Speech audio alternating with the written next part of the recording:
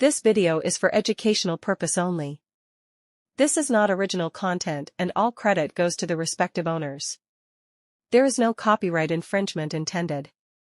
It is recreation of TEDx talk given by Ella Lage on what one can do on climate change.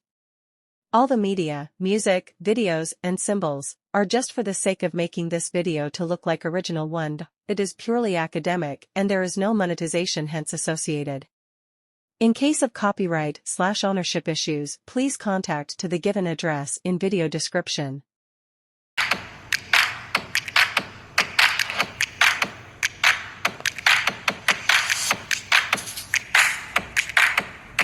Hello everyone, hope you are doing well. This is Team Krishna and we are going to present our communication skill project. We are going to enact on a TEDx talk what one can do on climate change by Ella Lage. Beginning with the introduction part, I am Akshat Sharma. I am Palvi Singh. I am Atul Kumar. I am Akash Malu. I am Lakshya Sahu. I am G. Karthik. We would like to thank our institute NIT Raipur and our communication and skills professor Dr. Anup Kumar Tiwari sir for giving us this golden learning opportunity.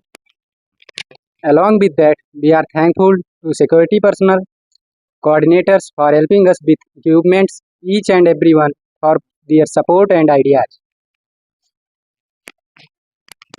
It provides us exposure, experience, and insight on how to create a video with all the things required to make it effective. Our team has done a lot of hard work on making this video. Hope you all like it. We highly appreciate constructive criticism on our project so we can know our shortcomings and not repeat them in the future. First of all, we'll talk about our ideal Sri Krishna, on whose name our group is named. While talking on Krishna teaching on the dharma and the balance with nature, we get to know dharma or the righteous duty applies not just on the human but to our relationship with the environment. Krishna's life often associated with the forest, rivers and the animals symbolizes living in a harmony with nature. This connection emphasizes the importance of protecting ecosystems and maintaining balance with the earth, which is crucial in the fight against the climate change. The Bhagavad Gita, Krishna emphasizes our interconnectedness with nature. He says, I am the source of all spiritual and material worlds. Our actions, thoughts, and decisions have consequences that ripple through the web of our life. Without selfish motive. In the context of the environment, this means reducing waste, conserving energy, and adopting green technologies, not for personal gain, but for the benefit of the future generations. This aligns with modern calls for sustainable development and responsible consumption. Krishna says the one who has controlled the mind and sense and has realized the self is eligible to attain the state of supreme peace and freedom. Climate change is not just an environmental issue, but a moral and ethical one. It's about justice, equality, and well-being of all living beings. Our actions have consequences not just for ourselves, but for the planet and future generations. Krishna's teachings underscore the interconnectedness of all living beings. Climate change is a global issue that requires the collective efforts of individuals, communities, and nations. Just as Krishna advised Arjuna to think beyond personal desires, we must adopt a mindset that considers the well-being of the entire planet, ensuring that the burden of climate change does not fall disproportionately on vulnerable populations. I explore how Krishna's teachings on bhakti, yoga, devotion can inspire us to see the earth as sacred. In many ways, caring for the environment can be seen as an act of devotion to Krishna's creation. By engaging in practices like reforestation, water conservation, and pollution reduction, we express love and gratitude towards the natural world, aligning our actions with the principles of bhakti. Every time I rehearsed this speech, I got a point where I almost started crying. What I want to talk with you about moves me a lot. And what moves me is the beauty, and the power of the people like you and me, standing up together to solve a problem that seems impossible to tackle. This is me a couple of years ago. I was deeply unsettled and overwhelmed by the global warming. I know it was there, but it seems very deep and far away in the abstract. And at the same time, I was closely surrounded by its cost. So our global economic system that is based on digging out and burning fossil fuels, coal, oil, and gases, which hold responsible for the two-third carbon emission of the global level. Now, living a normal life in Germany, I was part of this system every day, from my consumption to the food I ate to waste I produce to travel, like in the picture. In fact, I felt I was so much involved in it that I even don't have right to oppose it. I was a global warming in a way, and no matter what I would do to reduce this, it would never be enough to solve the problem. I felt helpless when I thought that for long time I was preferred not to think of it too much, but I'm sure you are aware that global warming and increasingly urgent topic. It's proceedingly much more rapidly than expected just now, and although we have no time to lose, our political leaders don't seem to take necessary steps. There are much pretty good options on the table to break free from those fossil fuels. So they are like carbon imposing carbon taxes, reducing the subsidy that are especially high in the Germany, which are provided to the fossil fuels industry that are really high, especially in Germany, or an obligatory carbon footprint label on the product that we buy. So we actually have a choice, and we foster competition among the companies. So the global economic system significantly influences climate change. Thought it focused on the growth, consumption, and the resource exploitation. Industrialization and global trade have driven carbon intensive production processes contributing on the greenhouse gas emission and the key secret like energy, agriculture and the transportation which rely heavily fossil fuel are major emitter of CO2 and exacerbating the global warming. Multinational corporations often prioritize profit over the environment sustainability, leading to the deforestation over extraction of the resources and pollution. This system encourages mass consumption, leading to increased waste and emission.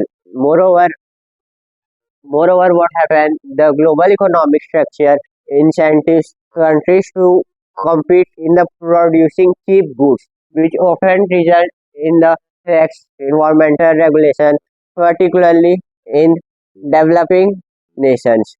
Financial markets and the investment, particularly in the fossil fuels, have hindered the transition to renewable energy. The continued funding of coal, gas, and industry reinforces depends on the high carbon energy source. The economic model has resulted in the unequal environmental impact, where the poorest region suffer the most from climate consequences despite contributing the least to emission. 2 years ago, I signed a petition at 350.org. The 350 in the name stands for 350 parts per million of carbon dioxide, which has been identified as a safe upper limit to avoid a climate tipping point. 350.org is an international environmental organization addressing the climate crisis. Its stated goal is to the end of using fossil fuels and transition to renewable energy by building a global grassroots movement. Through online campaign, grassroots organizing mass publication, collaboration with extensive network of partner groups and organizers. The 350.org mobilized thousands of volunteers, organizers in over 188 countries, and this movement really excited me. I saw people taking creative public action. They were many. They were doing it together and they didn't at all seem sad or desperate or aggressive. They looked like they had a lot of fun and I fell in love with that moment. It was one of the many organizers of SAF 2019 Global Climate Strike, which evolved from the Fridays for the Future movement. Now, I have children and I have a job. I am a service design strategist, but at this point, I didn't at all think about how I would be able to come with the time to put some effort into this. I just knew I wanted to be part of it. I wanted to end my paralysis on the map of T50.org. The I founded Fossil Free Berlin, which is the local campaign in the town where I live. It's a city actually. When I got to meet these beautiful people, I learned that their goal was to get the city of Berlin to divest its capital reserve fossil fuel, just like you might be right now. I was asking myself, what is this divestment? Now I have been found out some amazing ideas that I want to share with you. Divestment is the act of moving money out of companies that contribute to climate change, such as fossil fuel companies. The goal of divestment is to weaken the fossil fuel industry's political influence and pressure them to transition to clean energy. Basically, a boycott, simple as that. Now, you may say that sounds like a good idea, but I don't ever own shares in these companies. I also thought that I didn't. I ever take that decision and thought it was a really good idea. That but because the ones who received the money did public administration, my bank, my insurance, my pension fund, no matter who I give my money. Some of it goes to finance to fossil fuel industries, forms of loans, shares, project finance, bonds. Today there is almost no exception. Now I realize the makes me stakeholder and as a stakeholder I can interfere. I can tell them that I don't want this. Chances are better if I don't do it on my own, but together with other people who are in the same position, and this is how the divestment movement works. In divestment movement, individuals get together and ask their institution to divest from fossil fuel. It's something very simple and obvious they are asking for. It gained significant traction in 2010, especially regarding climate change, as activists pushed universities, pension funds, and governments to divest from fossil fuel companies to combat global warming. Proponents argue that divestment not only reduces financial support for harmful industries but also sends a strong political message to the potential financial works, or argue that engagement with companies can be more effective than divestment.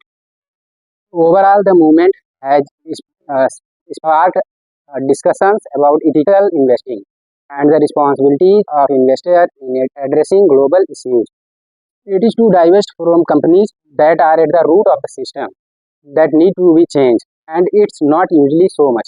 It's just between 5 and 10% that need to be moved.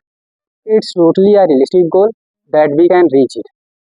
So now you may say, well, if it's not that much money, who cares? And even worse, if these institutions divest, somebody else is going to buy their share, right? It's true. The fossil fuel industry is very big, and there will always be investors who don't care. So, will the fossil fuel industry even take any notice of what's going on?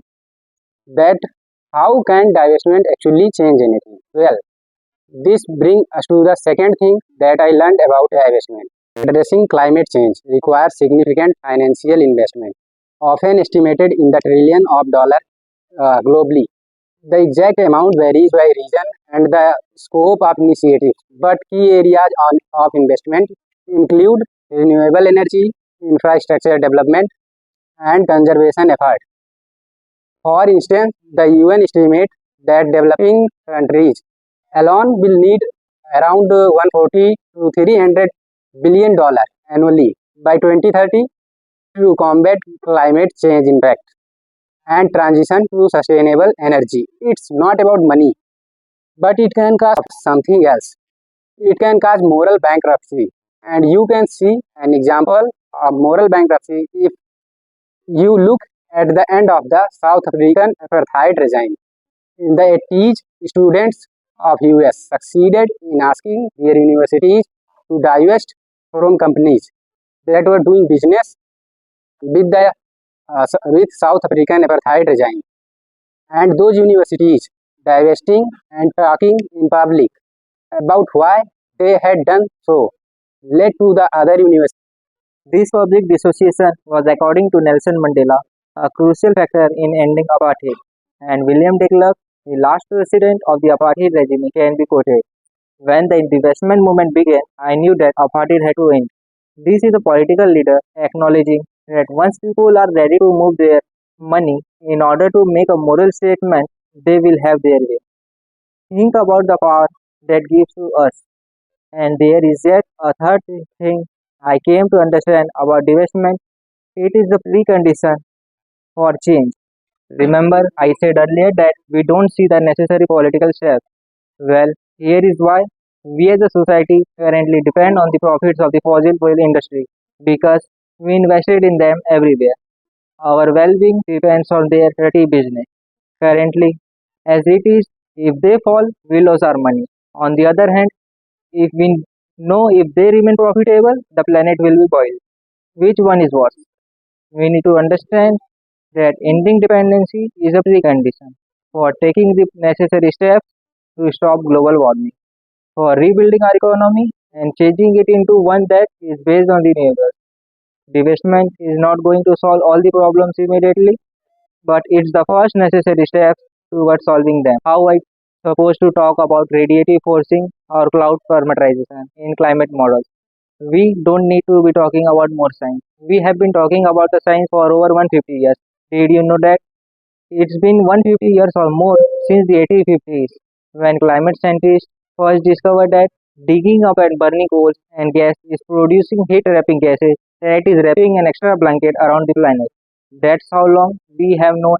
It's been 15 years since scientists first formally warned the US president of the dangers of a changing climate, and that president was Lyndon B. Johnson. And what more the social science has taught us? That if people have built their identity on rejecting a certain set of facts, then arguing over those facts is a personal attack.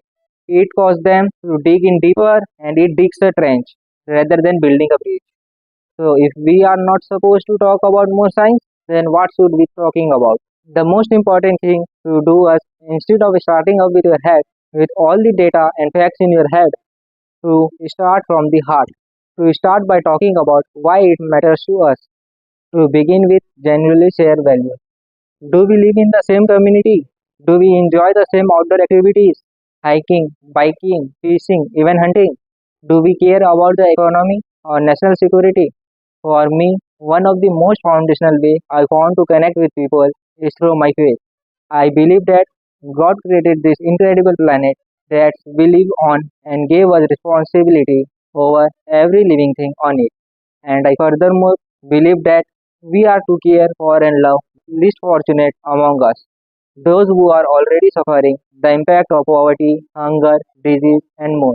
Every single person in the world already has the values they need to care about changing climate.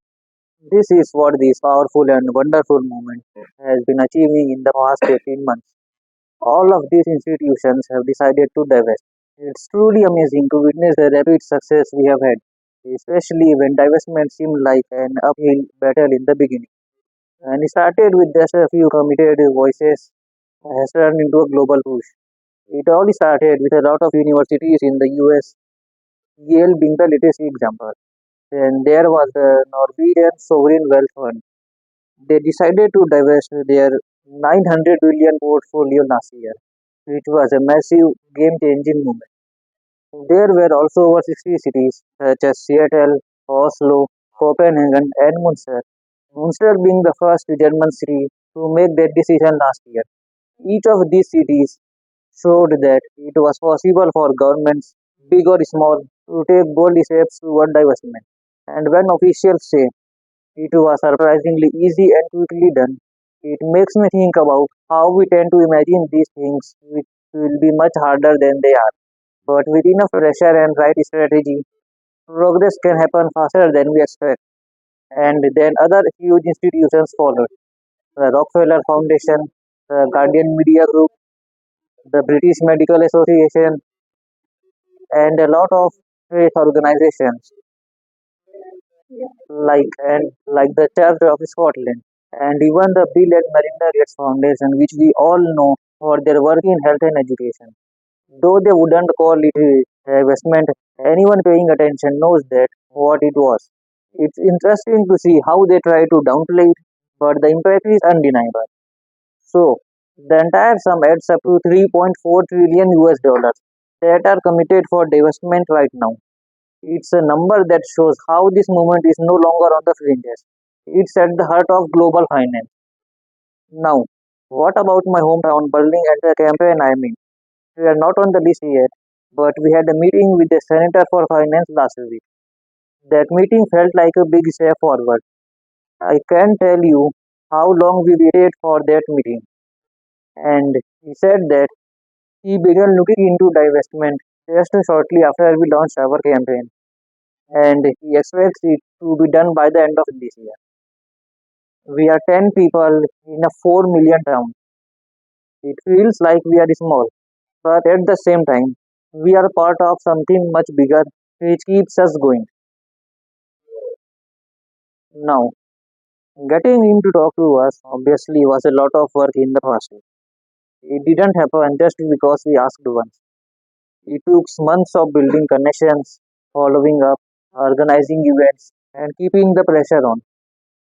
And I did most of that work at nights and on weekends because my family and my job filled in my days. It was very exhausting, but I could not stop. Each small win gave me the energy to keep going, knowing how critical this movement is. It was also a challenge for the people around me. Over the last winter, I decided to take a climate sabbatical. It was a tough decision, but I knew that if I really wanted to make an impact, I needed more time. I was lucky I could do that. I wanted more time during the day for the Berlin campaign, and also I wanted to do something else. I wanted to address my own pension fund and make them divest. I sent a letter to them last fall. I remember wondering if they would even read it. And shortly after that, they replied, saying that they decided to divest partly from coal. It felt like a small victory. Sometimes it can be that simple. It was just one letter. And of course, the threat to tell the entire German press about it. But okay, To be clean, and that's why I want to make them go all the way. So I built this website, and I am mobilizing journalists and the other supporters to send divestment letters to the Versammlungswerk der Presse through this website. I hope you will check it out. And if you think it's a good idea, contribute. Now, there's really no need to go all the way crazy over divestment like I did. Now, you can actually get things done with a fairly little effort. And that's why I want to encourage you to take action. Look around you. Look around you. The person next to you might be a member of the same pension fund or a customer of the same bank as you. You can get together and start by writing a letter. If you are not sure about what to do, then send me an email. We'll get it done. Now, I've lived in Hamburg. I know that it's a wealthy city. If you have money, make sure that it does the right thing. Then you go and tell everyone that what you did and why. If you let our financial institutions know that we do not want to get benefit from global warming anymore, we will set in motion a change process. I guarantee the more we are, the better. And my dream is that when we are looking back, the fossil fuel industry will be quoted this. When the divestment movement began, we knew that fossil fuels had to end. As we all know, the Earth's climate is changing at an alarming rate, and its impacts are being felt across the globe, have extreme weather events to rising sea levels. But amidst the crisis, there is a critical question we must all ask ourselves. What can we, as individuals, make a difference? You know, each one of us has power to reduce our impact on the environment. It may seem like one person's contribution is insignificant, but when millions of people can make even small changes, the efforts can be substantial. For example, reduce the usage of car usage by walking, cycling, or any public transport can dramatically lower emissions. Even even switching to energy efficient appliances in our homes can lead to savings in energy use, which reduces demand for fossil fuels. Whether using renewable sources of energy like solar or wind, or reducing waste and recycling, we have many opportunities to make a positive impact. Simple habits like turning off lights when they are not needed, reducing water waste might seem like much at first, but when they scale, they add up. Planting trees and supporting reforestation programs helps absorb CO2 from atmosphere. Simple act of planting a tree can be a powerful tool in fight against climatic change. Additionally, supporting organizations that focus on preventing forests, oceans helps protect the very ecosystem that stabilize our climate. But beyond individual actions, we must recognize the power of raising awareness and advocating. Engaging others in conversations about climatic change, sta- sharing knowledge, and advocating policies that provide sustainability are essential. In conclusion, reducing climatic change requires collective action, but it starts with individual responsibility. Making sustainable choices, conserving energy, and reducing waste, but it must also include broader systemic efforts. We need collaboration between government, industries, and communities around the world. Our planet's future depends on it. So do we. Let's remember that the actions we take today, both big and small, will determine the legacy we have for future generations. Together, we can make a difference in fight against climatic change. Thank you.